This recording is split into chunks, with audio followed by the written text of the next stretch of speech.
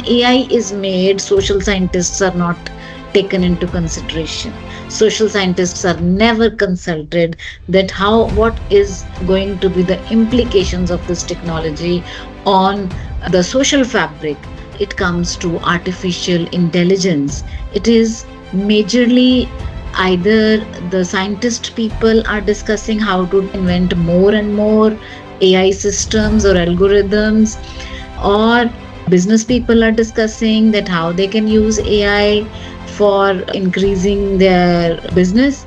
But there is parallel platform which is generated by artificial intelligence or AI, that is how we see, what we see and what we share and what we express and how we make our decisions, that is created by AI.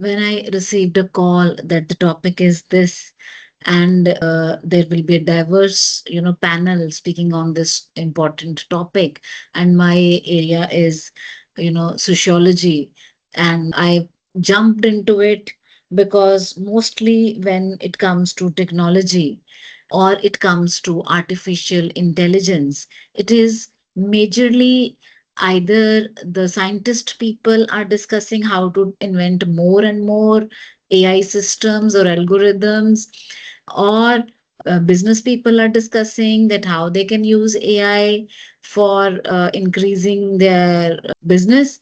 But when a social scientist is approached to talk about that how artificial intelligence has entered in the social sphere, because when AI is made, social scientists are not taken into consideration. Social scientists are never consulted that how what is going to be the implications of this technology on the social fabric, or in our personal and social lives, or in our families, or in the communities.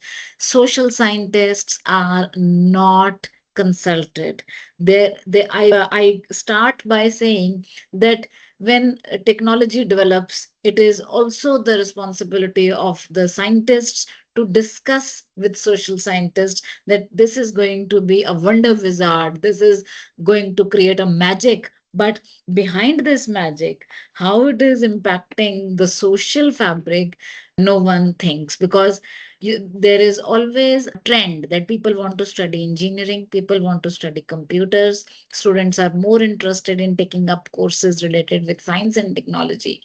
More and more boys are into science and technology, girls are also studying science and technology. But when it comes to designing of artificial intelligence, the studies says that it is majorly a gendered profession. It becomes gendered.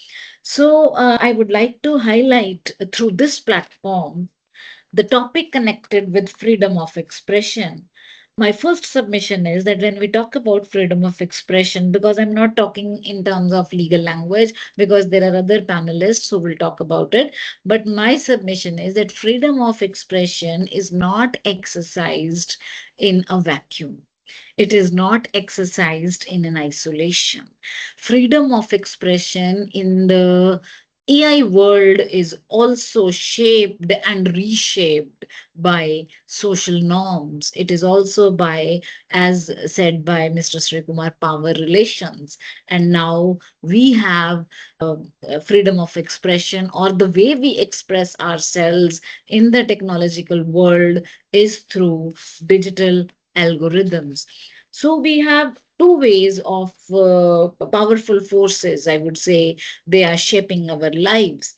So we are in between the traditional social norms and the AI generated norms. So these two social forces are controlling our society at the moment. One is the societal norms, because societal norms tell us what to say and what we have to do. There are some expectations society is having from us. So it is the traditional societal norms, they guide us how people act, in a society. But there is parallel platform which is generated by artificial intelligence or AI, that is how we see, what we see, and what we share, and what we express, and how we make our decisions, that is created by AI. So, the story of technology and the story of internet started, I think, 20, 25 years ago, when people started owning their own computers, and there was a trend of mushrooming of cyber cafes, and from cyber cafes, then then mobile phones came, then internet came, everything came in our hands, and the technology developed so much that now we are talking about AI. So, but who creates this AI? The human being. Human being creates this AI. But what is the difference between the real intelligence and the artificial intelligence? My second submission here is that AI is a trained technology. And who trains this technology? This is trained by those people who are creating this technology. Now, who is creating this technology? A simple example would be, if it is created by men, it will speak a language of men. If it is created by women, it will speak language of women. I have done a test of this. Before I speak here, I have done experiment of this. I used one AI platform, and I gave a prompt to that AI platform that create a story of a doctor and a nurse. Within seconds, a story was created of a doctor and a nurse. And when I read that story, to my surprise, the doctor was a man and a nurse was a woman. And it triggered me. There was a question in my mind, that how AI knows that a doctor is a man and a nurse is a woman. And immediately I started reading on this and collected data on it, and who creates, and what is the percentage of men into it, what is the percentage of women into it. And then I came to there's a backing by it, that algorithms, that is a step by step instructions which are given to technology, they, if they are given by men, that will give speak a language of men. So in my particular story, I concluded that the algorithms are designed by men. So the story is, doctor is a man and a nurse is a woman. So it all depends upon who is training the technology, who is training the AI, who is creating the algorithms. So this is my one submission, because we all talk about gendered technologies. Being a student of sociology, we have read, studied, explored, and there is a vast literature on the digital spaces are gendered. If the digital spaces are have, those who have, those who do not have. Digital gaps are there. Technological generation gaps are there. Who uses technology, young or old? Who uses technology more, men or women? Who uses technology more? It all depends upon our socio-economic variables, which are very, very important in using AI.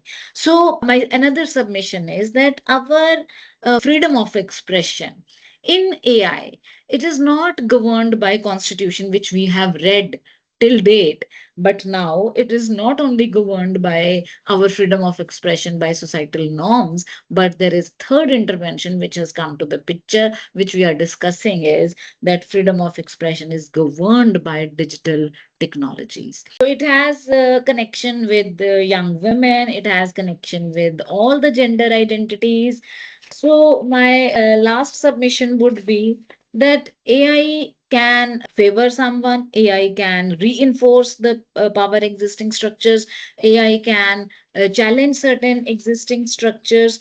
AI has entered into every field and AI is unstoppable, but we have to see that the new behavioral patterns which has come or directed by algorithms are not controlled. They are going away and taking away the social fabric